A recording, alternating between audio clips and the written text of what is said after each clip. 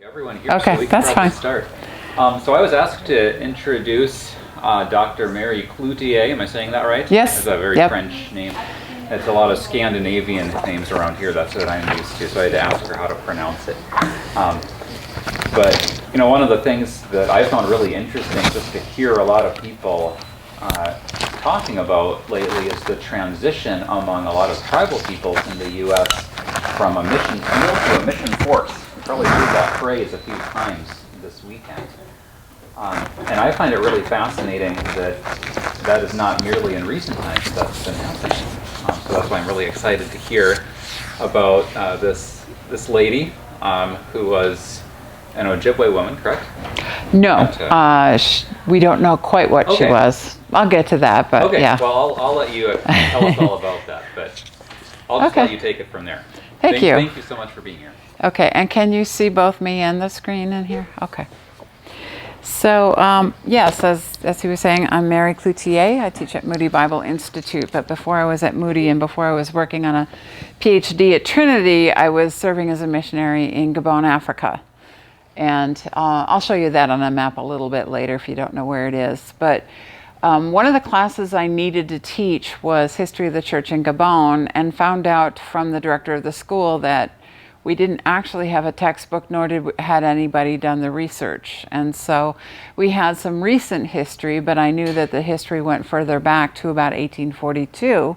And so I basically, in 2005, had to just go on the internet and just start asking questions, and nothing really was written. And so just picture me being like an archaeologist, digging little layer by layer by layer in whatever I had and finding little clues to the next thing and the next thing. And that's how I uncovered the story of Lydia, which has not been written, and she was not even known to be Native American in most things. And so I'll just tell you her story as I uncovered it.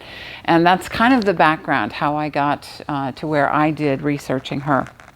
So, as we've been talking about in this conference, in 1975, Billy Graham described Native Americans as a sleeping giant, and because of their unique characteristics, culture, and history, he predicted that they would carry the gospel to the nations and the world.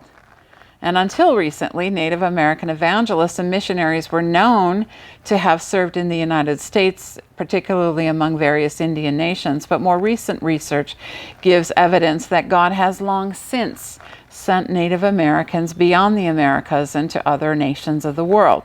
So Lydia Walker Good, a Native American orphan, was received and embraced cross-culturally and became the little mother who received and embraced countless others as she served in God's mission in Africa. So Lydia Burnham, actually, in Ancestry.com, I discovered that the first mention of her name in census reports was with her adoptive family, the Walkers, but her name was written as Lydia Burnham, Burnham. I assume that's her native name, but I'm not absolutely sure. She was living with the Walkers, but had retained her own name in her early childhood. But successive census reports show that she took on the Walker name and would have been adopted by them. So she was born about March 1854 and adopted into the family of Peter and Eliza Walker, an elderly white couple who lived in Wilson, New York. And I'll show you that. Wilson, New York is up by Niagara Falls, so it's right on the border of Canada and near Rochester and Buffalo. And I'm told that her adoptive father went back and forth over the border. They lived sometimes in Canada and sometimes over the border into the United States, but they were located in Wilson when she was first shown in the census report in 1860 to be living with them. And they mistakenly wrote her as Negro, which she was not. But back then, the census reports, it was like white and Negro most of the time as far as what you could check off. So sometimes the census taker would not even write anything. They would just leave that part blank. And so it is mistakenly written like that. And her adoptive parents would have been answering the census taker. And so when asked where Lydia was born, it said Canada. in the 1860 census. It said she was 6. Now, she always said she was born in 1856, but I figured in 1860, the parents would have known if she were 4 or 6. There's a big difference between the two ages. So I'm going to take their age and the year she was born. But they said in the census for 2 times in a row that she was born in Canada. She would later say, I was born somewhere near Syracuse, New York. So we don't quite know where she's born. And so anyway, Peter and Eliza were already elderly when she came to live with them in Wilson, and they already had grown children. Lydia believed she was born near Syracuse, but she may have been born in Canada, and we don't know her origins. She considered herself a full member of the Walker family. She received a public education at this school in Ohio. I'm not sure what the connection was. She did not go to Carlisle. I found one magazine article that said she went there. That she went to Carlisle, but she did not. So she went to this Cooper Young Ladies School in Ohio, and it was an educational facility for young women from the prominent families of that town. And so it would have been very expensive and very exclusive. I know that she got a good education. What I don't know is why she went to school so far away from her parents. She went then to live, she applied to be with the Presbyterian Church as a missionary teacher, and she went to northern Wisconsin to the Odana. Odana is the town. The Bad River Reservation is the reservation where she worked. And what I know about them, it's the Ojibwe people in Odana, Wisconsin. The community at the time she arrived there was about 600 people. The mission school had around 65 students. The local Presbyterian church was pastored by Henry Blatchford, a native preacher. And the Presbyterian mission reports, they had various magazines and published news, and they stated in their published work that Lydia was of Indian parentage. And this is the only known official recognition of her ethnicity in mission documents. Now, it doesn't mean they were hiding her ethnicity, but for those people who were of African ancestry, if they were sent to Africa, they would say they're of African ancestry. So it didn't surprise me that when she was sent to Odana, Wisconsin, they said, by the way, she is also of Indian ancestry. But after that time, she was not designated or described by her ethnicity. Okay, so Lydia served at this mission until late 1877 when she requested a transfer to the Presbyterian Board's West Africa mission, located in what is now the country of Gabon. And she sailed there in November 1877, and the equator would be running right through that all the way to Kenya. So that's the country where I served and she served. She arrived there in 1877 in the company of 2 returning single missionaries. And when she and the 2 ladies arrived at the Baraka mission in Gabon, it was a happy occasion for the whole mission. Lydia was a teacher and caregiver of the boarding school girls. Now, they often got together as missionaries and sang, and one thing the missionaries noted was she was a really good singer. So she cared for the little girls at the boarding school on the mission, and she also embraced women's ministry. And 2 years after her arrival, she wrote an article in Woman's Work for Woman describing the prayer meeting of the women. So she said, as soon as we entered the town, the people came out to salute us. My usual flock of children came to see me. We went to the house of one of the Christian women. There were 22 in attendance, which was considered a good number. Miss Jones says when she first came to this town, it was one of the most discouraging places. She has been there when all would be drunk and not a person in condition to come to meeting. Bessie, our Bible reader, led the meeting, and the time was fully occupied in prayer. And as we came home, we were accompanied on our way by our friends. And this is called jira, she said. She gave them a local native word. And she said it literally means to pour out. So if you were a town's guest, they would walk you to the border of the town and maybe even a little further. So she said, we were jira'd all the way back to the mission. And when I came home to my little schoolgirls, they were out watching for me and gave me a welcome salutation, calling me Nyangango, little mother. So Lydia assimilated herself easily wherever God placed her, and she found joy in her ministry and her friendships, and she was so proud that she remained strong in the demanding work and the trying climate. But after 3 years, she did need a health furlough because Africa, the climate there, if malaria didn't take you down, the climate itself would wear you out. And of course, mission work, as we know, is a great deal of work. And so after 3 years, she needed a furlough, and her missionary colleagues took this group picture. And this is just a close-up of Lydia over there, so you can see. Now, I don't know if it's clear on the screen, but this is where I first discovered Lydia, because this missionary group was taken, I knew it was taken around the 1880s. And at the time, I was researching an African-American missionary who was white, black, and Indian combined, but so light that the missionary said the Africans would think she was European. So I knew there was this mixed race missionary in the early 1880s. Yep, thank you. Early 1880s, and her name was Mary Harding. So I naturally assumed, and I know it's not quite of a contrast here on the screen, but when I saw that person, I thought that's got to be Mary Harding, and I just assumed it was her, up until I figured out, as I got to know the faces and the names, the photo wasn't labeled. It took me a long time to figure out who these people were, face by face by face. And when I figured out who they were, I figured out Mary Harding could not have been in this picture because some of the people in the picture had left before she arrived. So I'm looking at the picture and wondering, well, who is that? Because she's not Caucasian. She could be mixed, I'm not sure. But if it's not Mary Harding, who is it? They only mention, in Africa, if you had a missionary of African parentage, they would make a big deal of it. That was their goal, was to bring people of African descent back to Africa as missionaries. And so when it wasn't Mary Harding, I thought, who is it? And finally I figured out, it's Lydia Walker. But nobody ever talked about Lydia's ethnicity. They talked about her all the time. She was well loved, she was well accomplished.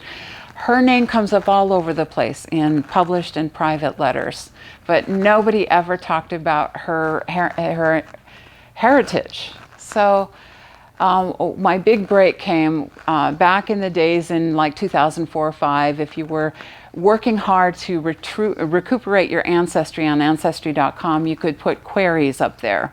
It's a little different now and a lot easier to use, but I would go to the family names like Harding or Burnham or whatever else, and I would put a name up there and say, I'm looking for Lydia Walker, common name, and so I put a post up there. I'm looking for any information on Lydia Walker, who was a missionary in Gabon, and she married so-and-so, and I put up what I knew at the time. And a year later, I get this hit. I get a hit from a guy who says, that was my great-great-grandmother. And so immediately I write him back and say, what was her heritage? And he said she was fully a Native American. And I asked, what tribe? Where was she from? And he said, she was from upstate New York. We know she was adopted up there, but we don't know where. So we're guessing she's Tuscarora, but he said, we're only guessing. We're just looking at a map and thinking that's where she came from. So I looked at the picture again and said, that's it. She's Native American. I thought she was much more mixed than that, but when I looked, I said, okay, that makes sense. So then what I did was I started looking through all the archives. Did anybody even mention it anywhere? Never found it anywhere except in that one article I told you about when she was up in O'Donnell, Wisconsin, and they said she was Native American. Okay, so this is Lydia just before she goes back to the United States for her first furlough. So in America, Lydia reunited with her friends and her family. She kept so busy she could hardly regain her health. And while she was visiting in Pittsburgh, she met a new missionary recruit, Reverend Adolphus C. Good, of rural Pennsylvania, and she felt that he would be a good mission worker. He was energetic and enthralled with Africa, and she advised him to find a helpmate to bring with him. So Reverend A.C. Good arrived as a new missionary in Gabon in November 1882, and though he was interested in the pioneering work in the interior, His brief acquaintance with Miss Walker in the U.S. had grown to deeper interest, so he chose to remain at the main Baraka station, and this is A.C. Good. He chose to remain on the coast at the Baraka station. She hadn't yet arrived for her second term, but it was said in a missionary document that's why he stayed. He was interested in Miss Walker. And so Lydia comes back to Gabon a couple months later. She arrives in 1883. She was assigned again to the Baraka Girls' School, and she and Reverend Good were married in 1883 on a ship. This was now the time of, oh, I better be careful. This was the time of French occupation of Gabon. That started trickled in the 1840s, and by the 1850s and 60s, the French were gaining greater and greater stronghold, and the missionaries at the time were American. That posed a problem. The Americans did not want political control. They were only there to preach the gospel and make disciples, but the French were there only for political gain. And so they were at odds with one another from the 1840s on. So by the time Lydia arrived in 1877, it was an ongoing battle between the French colonials and the American missionaries, and she experienced that herself. And so what they had to do when they decided to get married, they didn't want to be under French control. It was too complicated, and they didn't want to honor the French, so they got in a ship and went just far enough out to sea from the coast that they were in international waters again. The captain of the boat then was officially in charge, and one of their colleagues did the marital, did the marital service. So they were married with their colleague. They were married with a few of their colleagues on the ship. Okay, in April 1884, the Goods welcomed their son. That's him as a little one. And sorry, there's somebody put a paper clip there. That's what you're seeing, that damage on the photo. But that's Lydia with her son Albert, which they called Bertie. And so they welcomed Albert Irwin Good, and missionary widow Phoebe Ogden, shown here below, stayed with Lydia for the birth and recovery. And for months afterwards, Lydia was ill with high fevers and dysentery, and her husband was overwhelmed with mission responsibilities. Mrs. Ogden remained with the family then, sparing Lydia from having to go back home to the United States for a health furlough. And despite all these difficulties, Lydia Good continued her ministries, including a weekly prayer meeting attended by up to 30 women and children. And many people came to her door. She shared with them the good news of Jesus Christ.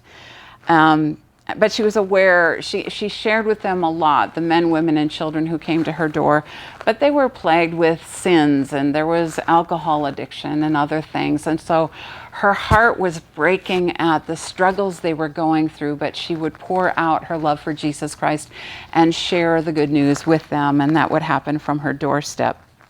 Okay, but she said rum and tobacco had made them dull and sluggish, and they struggled with many other temptations. In early 1885, the Goods moved to the interior Kongwe station on the Ogowé River, and they were surrounded by warring tribes of Africans, and there were several tribes, and they were all warring together, but they were all seeking an education, and so they were interested in what the missionaries were offering.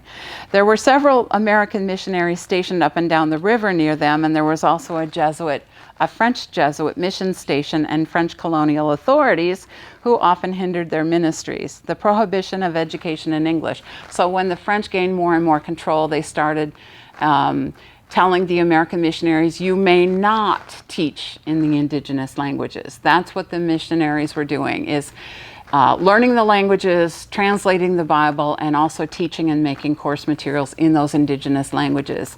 Now, the Africans really wanted English, and so they also did English, but at the request of the native peoples. The French, as they gained greater and greater control, forbid the American missionaries from giving any education or church services in anything but the French language, which created a problem because they were not French speakers. And so it just put a stranglehold on their ministry.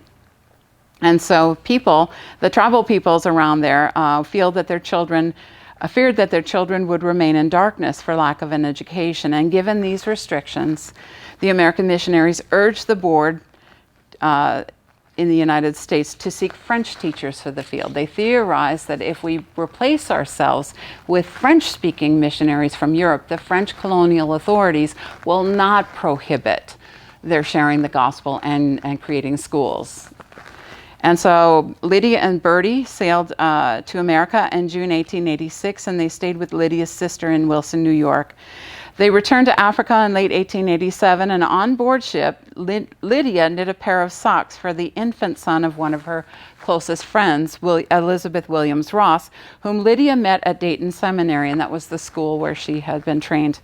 Lydia mailed the little socks from Liverpool, and she wrote a note expressing her wish that the little baby boy's feet would someday find their way towards Africa. And as it turns out, that little boy grew up and became a well-known, accomplished missionary in Africa. So I don't know if it was prophecy or just the power of her prayers, but she loved Africa and the African people, and she had hoped that her friend's child would be a missionary there.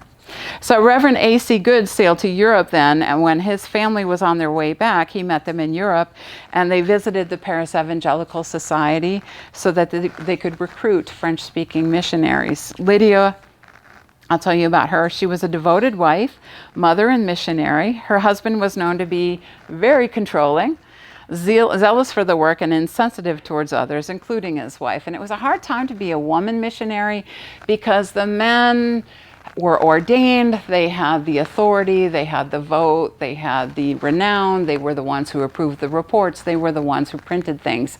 And so the men had the lion's share of the credit and everything else. It was only doing very deep research into the letters back and forth to the mission that I realized the incredible breadth of work that the women in general did, and Lydia herself did a great deal. In fact, when families were in distress, she just had this natural heart to minister to them. One family lost their mother, and she helped the father get his children education in the States. They were biracial, black and white, and so it was a very painful thing for them to be biracial and go through some of the things that they were going through and thinking through placement in America. And she helped the family work through some of the difficulties of that. And that came up in the husband's letters. And so I knew she had a very close, deep, loving ministry relationship with her colleagues as well as the local Africans. So Reverend A.C. Good, so I'm talking about them. So her husband's this zealous guy. He wants to be David Livingstone. He wants to go into the bush and be a hero missionary and preach the gospel and translate documents, and he wants to do everything. So his letters to the board, now his missionary colleague said he was pretty inconsiderate to her and everybody else, but his letters to the board expressed concern for her health and increasing responsibilities. When he was absent, she was the virtual head of the station and a liaison between the inexperienced new French missionaries and the natives. And the French teachers lacked knowledge of the local culture and language. So Lydia and her husband had to help them because they would get into tangles and knots with the cultural problems. And so they were having to be the liaison between the new French missionaries and the native peoples because they were driving each other crazy. And so they were also, she said, the French were also very severe in their punishments. So one day, a schoolboy burst into Lydia's parlor with the French teacher chasing after him, and the child hid behind Lydia's chair and ducked when the teacher swung at him, and the blow fell on gentle Mrs. Good. That's not her story. Another missionary told the story in his book. When Reverend Good contracted a deadly fever, the family took a 15-month furlough in the U.S., and they returned to the Ogowe River to work alongside a French family. And this, I should have shown you this before. This is the Ogowe River in the interior of Gabon, and these are some of the Fang warriors who were deadly to all the other tribes. They were deadly to everybody else, and those were some of the ladies from another tribe that was there. And the missionaries were trying to reach all of them, but dealing with the intertribal conflicts. So now they're back, and now there are French missionary families being placed in the Ogowe River, and they are slowly working their way out of a job. So this is the Jacot family on the left, and Lydia and her husband and son are on the right. And so they worked a little bit together as they were transitioning out and the French were transitioning in. In January 1891, the American missionaries voted to relocate to German colonial Cameroon To the north, Reverend Good and Reverend William Galt explored coastal Cameroon for possible mission sites. Galt later complained to the board that Reverend Good was pushing ahead alone and seemed to want all the glory for himself. Reverend Good urged the mission to move quickly in his new mission and suggested that if his wife and son were sent back to America, he could go open the mission himself. So he knew that other missionaries had sickened and died in both the Congo and Gabon due to overwork, but he felt that circumstances in Cameroon were different. So he went alone into the interior to clear ground for a new station, even as his fellow missionaries were succumbing to illness and death on the coast. I think I have a map here. So he's wanting to be Livingstone, and he doesn't care about his fellow missionaries and anybody else. He thinks he does, but his actions say otherwise. So in the aqua color there, that's the original Baraka mission on the coast, and the Kongwe mission was in the interior on a river, and now they're way up north at what is now going to be the Batanga mission in Cameroon. Okay, so new missionaries arrived up there in Cameroon in 1893. Reverend Good hoped to take Dr. Laffin into the interior. He had newly arrived, but he was needed at Batanga to care for the sick missionaries. Reverend A.C. Good asked the board to send more men to authorize a second station that year. He said, "I can only assure you that you cannot move too fast for me. There's no obstacle to our going on and establishing 3 or 4 stations as fast as the men can be gotten out." Reverend Good wrote a long letter to the board in September 1893, right after those new missionaries came, and he updated them on the new missionaries and their progress, and in the margins, his wife Lydia added her own update, that she had not taken any solid food for nearly a month and was not getting any better, though her missionary colleagues were caring for her. Dr. Laffin diagnosed Lydia's illness as severe chronic dyspepsia complicated by extreme nervousness, which manifested itself in many ways. Reverend Good fretted about having to return to her so often, leaving his pioneering work in the interior, but Dr. Laffin observed that Reverend Good's impending departure caused Lydia's increased nervousness and ill health, which prevented Mr. Good's health return to the bush. And so Lydia seemed to be exhibiting anxiety about her husband's going into the bush. In the meantime, missionary colleagues are dying of malaria and other things, not from aggression, but of other maladies. And she's worried sick that he's going into dangerous territories where hostile peoples might overcome him. In January 1894, Lydia Good and 10-year-old Bertie, her son, left for the U.S. Reverend Good stayed behind, convinced that the new missionaries and work depended on him. With his wife and child absent, Reverend Good took on heavy translation and writing projects, as well as long trips deep into the interior. Lydia and Bertie spent the summer of 1894 at a sanitarium in Clifton Springs, New York. She was committed to recuperating her health and was grateful for the concern and support of the mission board. Reverend Good, still in Africa, was glad that Lydia had found many friends to care for her, and he felt that it was God's will that they be separated for the time being. By fall, Lydia and Bertie had settled in Wooster, Ohio, expecting their husband and father to join them in a few months, which he was intending to do. However, word arrived in mid-December that Reverend Good had succumbed to hematuric fever in Cameroon. Dr. Silas F. Johnson, who attended him, believed that Good's final illness was due to difficult travel, a poor diet, and worry about his progress in the work. So Lydia mourned him deeply. She said, "I have the most precious promises to lean on, but my poor heart seems utterly broken, and as if there could never be any more happiness in the world for me." She reminded the board that she had been at O'Donnell, Wisconsin as a missionary in 1873. And so she said, "It's been 21 years since I've been a missionary." So her husband has died. She's got a 10-year-old son. She's in the United States. She's got a missionary heart, but she's looking at reality right now and grieving. So she reminds them she's been a missionary for 21 years. She's willing to go back. And they leave it at that. 6 months after her husband's death, the Presbyterian board encouraged her to resign, and she agreed, but she expressed great sadness in giving up her ministry. 4 years later, however, in August 1899, the Presbyterian board invited her again to come to Cameroon, and Lydia was known to be a really good linguist.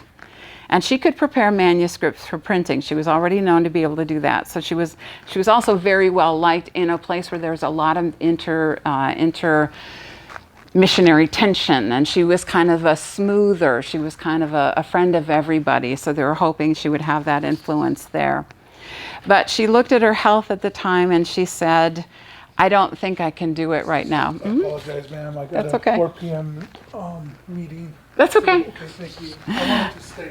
Okay. So Lydia declined, citing her health, but she said it meant a great deal to her that they had invited her, and she was willing to serve again in Africa if it was the Lord's will. She remained in close contact with her missionary friends all that time. Dr. Silas Johnson, who had cared for her husband, was now in the U.S., and he had lost his wife to an extended illness. And before he returned to Africa, he left his 2 little girls with Lydia. They were ages 7 and 5, and they called her Auntie Good. And they started living with her in October 1903 when their father went to Africa. And for the next 5 years, Lydia provided the little girls with a loving home and a mother's care. And the girls also gained a new brother in Albert Good, who was a student at Worcester College by now, and he was also a student at Western Seminary later in Pittsburgh. Lydia nursed the little girls, Mary and Lois Johnson, through the measles, mumps, chickenpox, and other childhood pains. She skillfully managed with a limited budget, and she saw to it that they wrote monthly letters to their papa in Africa, and he returned for them after 5 years in Africa. I'm in touch with descendants of those little girls, and one of my friends through research, I wrote her and said, can you tell me more about that, or do you have a picture? And she said, oh, when you said the name Lydia Good, I just went, because she meant so much to our family for taking care of those little girls. And so when they had families, they remember Lydia for being the mother who took care of them when their mother had died. And so I get sentimental because I heard that in her voice. So Lydia is deeply appreciated in Johnson's descendants because of that. Okay, so in 1909, she visited her elderly sisters in Wilson, New York. She always felt like she was a part of the Walker family and always had connections with them and visited with them. She sensed it was the last time that she and her 2 sisters would be together again. And later that same month, she received an invitation to serve at the Cameroon mission. Now, it's been 15 years since her husband died and since she has been a missionary in Cameroon. So now she's got another invitation, and this time she accepted it. Her friends celebrated with her right up until her departure in February 1909. Albert Good, too, had been appointed to serve in Cameroon, but he would sail later that year. Lydia was so glad to see the African coast again. She landed in Gabon in April 1909. Many of her Baraka Mission schoolgirls were now mothers and grandmothers. Miss Jean Kenyon Mackenzie, a young missionary and skilled writer, described their great excitement at Lydia's return, marveling that after her long absence, Mrs. Good still speaks the Mpongwe language. And later that year at Baraka Mission, now keep in mind, she's not up in Cameroon, she's down at what is Gabon, Libreville at Baraka, her original station. And so they were all excited to see her. And that year at Baraka, Lydia cared for the many mission visitors. She considered the work more mundane than spiritual, and she wondered if her presence mattered at all. Bertie Good arrived in Africa in November 1909. I'm going to go to, I'll get to his picture in a minute. He arrived and all the ladies at Baraka were just amazed. This little baby was now a grown man and he's now a pastor, and it's a big deal. So this is a big celebration when Lydia and later her son came back to Baraka to be with them. So Bertie brought back photographic equipment, and he took a photo of his mother with the women's group, and that's this. So it's an elderly Lydia Good. She was with these ladies who would get together and talk about missions. That day, Lydia wrote in her diary, she was telling them about India. And they would get together and pray for whatever the target country was. And they would also do crafts and sell them and send their offering to the Presbyterian board. So these African ladies back in the 1880s and 90s were participating fully in missions because of her leadership. Okay, and then that's where she had stopped until Bertie came. And then once Bertie came, they were sent up to Cameroon. That's where they were really stationed. And this massive crowd of thousands of people, the Cameroon Presbyterian Church at that time was the largest Presbyterian church in the world. Thousands of people. And so when Lydia Good came, that was a big deal to them too. They knew she was, okay, so here's what it said. At the yearly mission meeting, they were assigned to Batanga, and at their arrival, they were welcomed by more than 1,000 Bulu people, many of whom had known Reverend A.C. Good. And Jean Mackenzie observed the response of the Bulu women who came from far and near to see the widow of Pastor Good, to look at her with curious eyes, yes, with compassionate eyes, the eyes of a real woman who are not only with, and that they recognized that they had a womanly appreciation for her long widowhood. So they were looking at her not just as the widow of that man who did the pioneering mission among them 15 years earlier, but that she had stayed a widow and now had come back with her grown son. That was amazing to the Bulu women. Okay. Albert Good, much like his father, was a pioneer and laser focused on ministry. I think this is his, yep, there he goes. Laser focused on ministry, pioneer. Separations, again, were stressful for Lydia, who remained behind as he traveled. Now, things were better this time. She loved their native food, and it was a great blessing because she had struggled for so many years with a poor diet and poor appetite and nervous digestion. So that was a blessing, and she was thankful that she was there. But she still experienced frightening bouts of malaria. She almost died of the same thing that killed her husband. She had abdominal pains, anxiousness over her work, sleeplessness, and periods of feeling blue because of her separations. The rains brought her sadness. Visitors and mail from home lifted her spirits. Albert, her son, was attentive but away for long periods of time. Lydia was keenly aware of the dangers of the Cameroon forest, which is what overwhelmed her husband. And her heart was troubled as her dear son trekked from place to place, as his father had done. And she was most happy and secure when Albert was home with her. She considered her service a silent one and increasingly felt old and weary. However, her presence and kindnesses were likely soothing and encouraging to her missionary colleagues and African friends. She visited and prayed for others, remembered and celebrated their anniversaries and birthdays, though her own were often uncelebrated and alone. And Lydia was especially attentive to the young mothers and their babies. And so in her diary, I just sat and photographed her diary for hours 15 months ago, just before COVID hit. And that is Abasula. He's one of the many Africans she had an especially close relationship with. He was like her son. She was like his mother when he got married. She approved of the young girl. This is one of the young mothers, and she would give them counsel. There were elderly pastors she knew as young men, and she always had this loving way of talking about them. There was a very close and very deep relationship with them. So she kind of made family wherever she went. Now, Lydia and Albert left for Cameroon in July 1912 and settled in Worcester, Ohio. Lydia gave numerous missionary talks, and she had her first automobile ride. She and Albert visited their Walker family in New York and the Good family in Pennsylvania, as well as missionary friends. So she kept up all of those relationships. And then they returned to Cameroon in 1913, where she resumed hospitality, first aid, sewing, teaching, and now she was discipling young boys, and that was a big deal for her to disciple young teenage boys. Albert had purchased a motorcycle, adding speed and efficiency to his travel, but more danger. He left one morning, left his mother, and almost to his destination, he had a collision with a car, and that driver brought him back to his mother, injured. Lydia related that story in July 1914, but she didn't write another entry in that diary through the end of the year, probably, I guess, because of emotional trauma.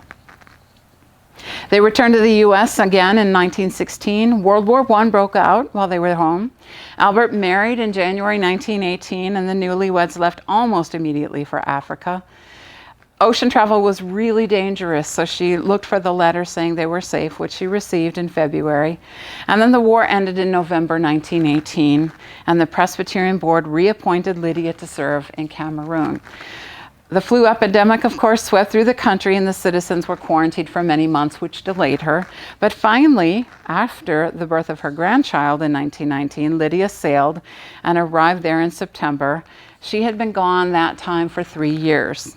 She delighted in her baby grandson, and she found good company with her daughter-in-law, Mary. And this is Lydia's passport photo. She's probably about 65 years old now.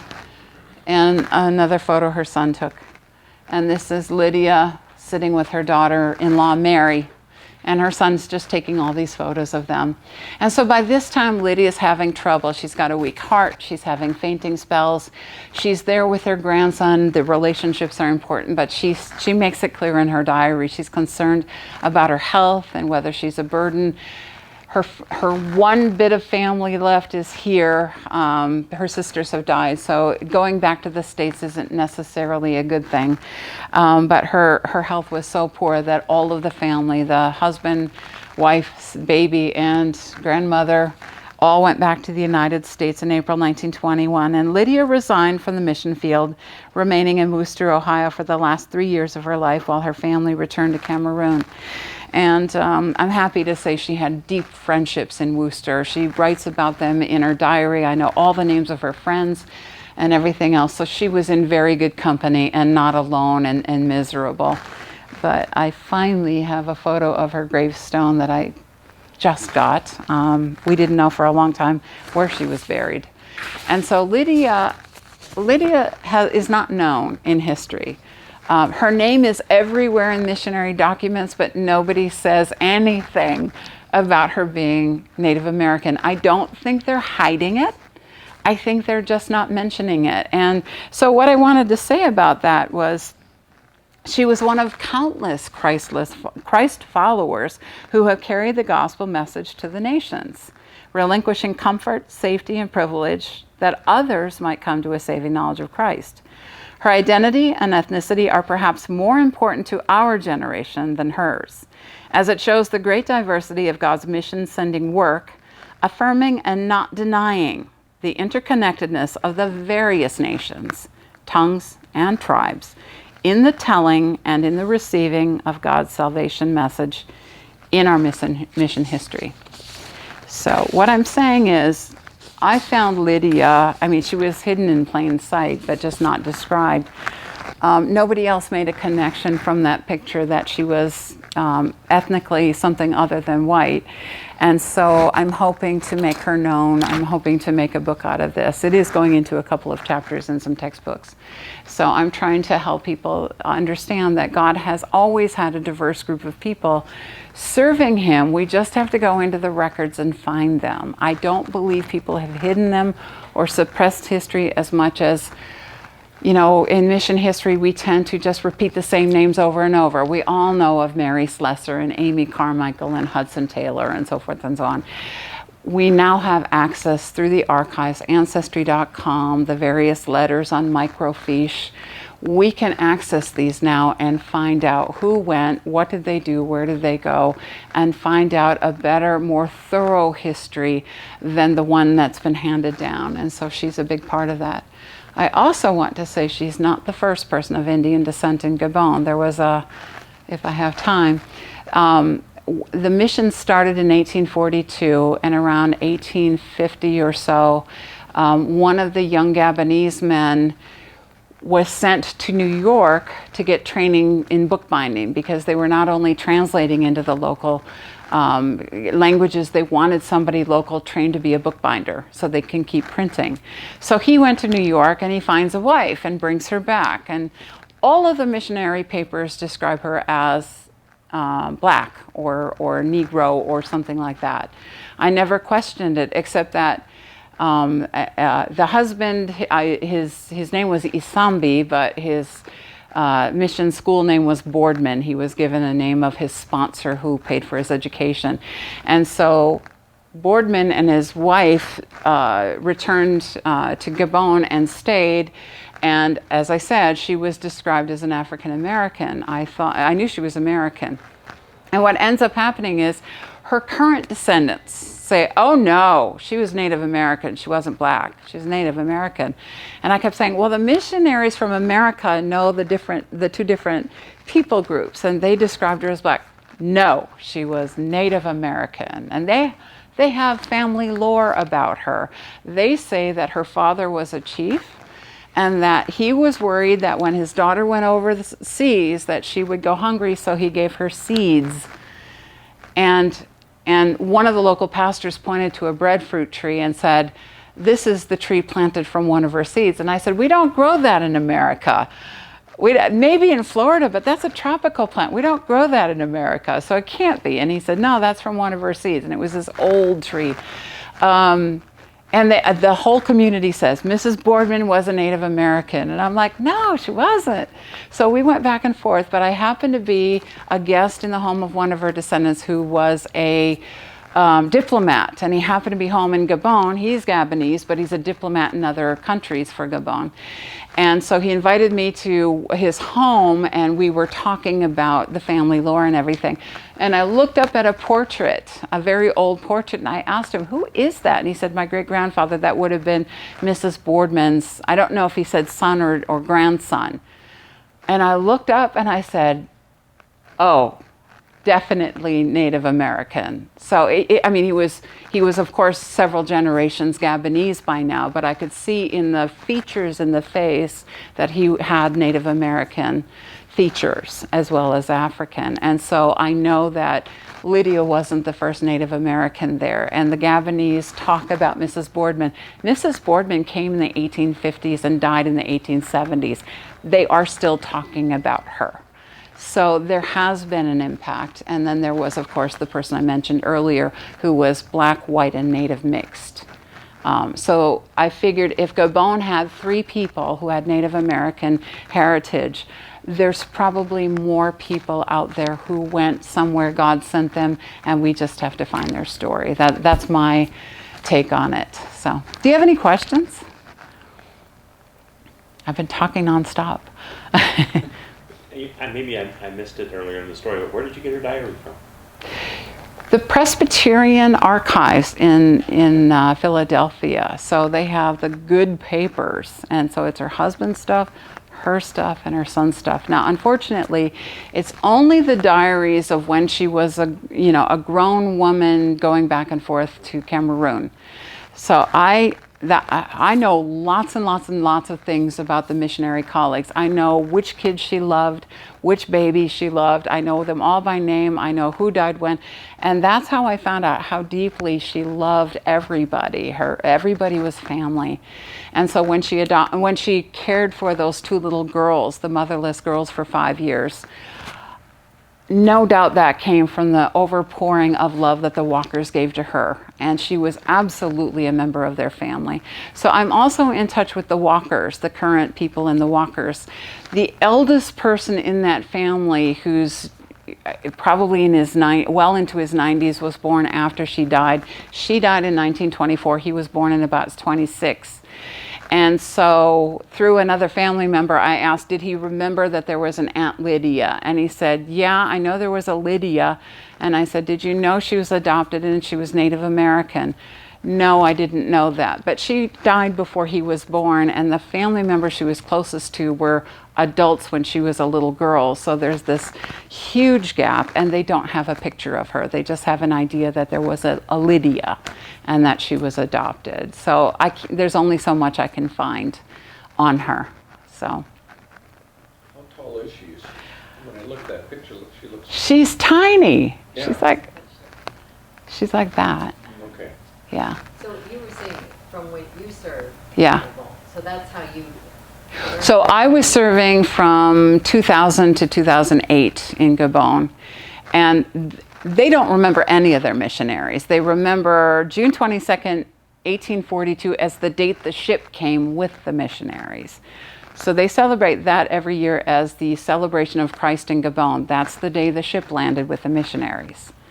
And my whole doctoral dissertation is actually on the African Americans and the native West Africans who were on the ship. The ship had come from Liberia. The mission had started in Liberia. There's a lot of tension, colonial tension in Liberia, and they were looking for an out. And the Gabonese sent word with the captain that they wanted a mission. So the missionaries like, let's leave here and go to a fresh place where nobody's going to bother us, where there's no colonial powers. And of course, the French arrived a year later and started grabbing colonial power little by little. But so the mission actually started in 1842. She came 25 years into it. Yeah. And I find that most of the Africans don't know the missionary name, so I was trying to I don't want to put the missionaries up on a pedestal so much as I find as we were preparing the Gabonese to be missionaries, they became much more interested in who came and shared the gospel with them. And so that's how I ended up doing a whole lot of research, and much of it was done after I left there. But they did show more interest in the missionaries once they started thinking in terms of being a mission-sending church.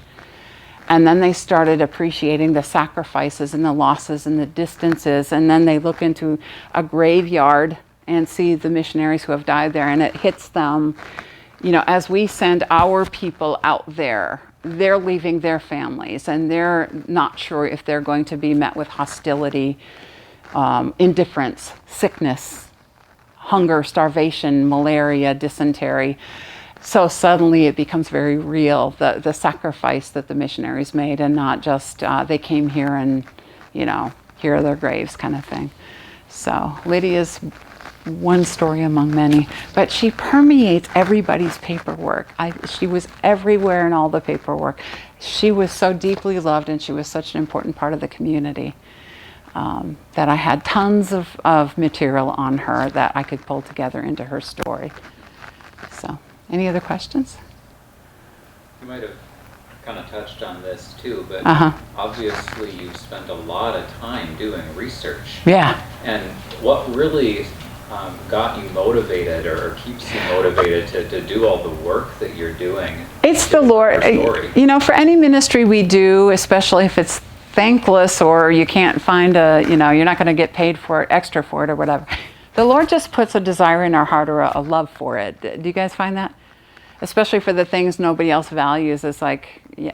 So I was just fascinated with it. And I was still in Gabon when I was learning some of these things. So I would say to my students, did you know the person who translated the Bible into Fang was this guy? Here's this picture. Does that mean anything to you? Yeah. I mean, there were all kinds of things I could tell them that they didn't know.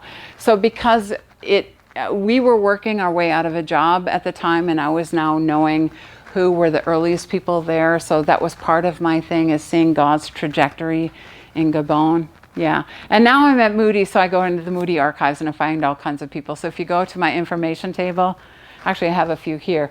I found some of the earliest Native Americans. I'll try to reach. Okay, so this wasn't part of my presentation, but I'll just tell you. So I did the same thing. I found their student files, and I researched where did they go after that, what did they do, and so I'm pulling together little mini biographies. So this is a Native American, African American. Her family today, she's been dead since the 1940s, but her family identify as both equally, Native American and African American. And she was trained as a nurse and came to Moody to get the Bible part of her training, and she went to Liberia. But she did die young, as many Americans tend to die young when they go to Africa. So her name was Ruth Ockamy. I found her because I found her name before I found her picture, and I thought she was going to be African with a name like Ockamy. But Ockamy is very similar to Occam, who was one of the earliest Native American evangelists. Did you know that? So if you take the Y off her name, that's his name. And then this is James Dixon. He was Nez Perce, and he came to Moody and studied music, but he had a beautiful singing voice, and he was a beautiful preacher. And so I only have a little bit on each one, but he had preached a story about some Native Americans going on a 2,000-mile trek looking for the book, the word of what we would say is the Bible. They had heard about the book of God, and they trekked 2,000 miles to find somebody to come back with them. And so I just put the story that he preached in there. And then Levi Moses Rouillard was Sioux, and he worked all over the place with his wife, and he was an Anglican priest, but a missionary here in the States. And then I only went up until about the 1920s. And then Fred White Eagle and his wife Alice Bear White Eagle. And I found very little on them, but they did ministry. So I do the same thing at Moody. I go into the archives and say, who went through Moody and what happened to them after that? Well, case in point, 1991, right? Yeah. But I don't go up to the 90s. I'm doing like the 1890s and 1900s and 1910s. But I'm finding lots of interesting stories.